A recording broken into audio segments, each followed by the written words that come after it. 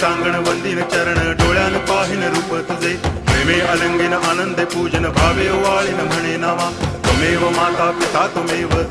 बंधुश्च सखा त्वमेव विद्या करुणं त्वमेव सर्वं मम देव कायेन वाचा मनसेन्द्रियैर्वा बुद्ध्यात्मना वा प्रकृति स्वभावात् करोमि यद्यत् सकलं परस्मै नारायणायति समर्पयामि अच्युतं केशवं रामनारायणं कृष्णदामोदरं वासुदेवं हरि गिरिधरं माधवं गोपिकावल्लभं जानकीनायकं रामचन्द्रं भजे हरे राम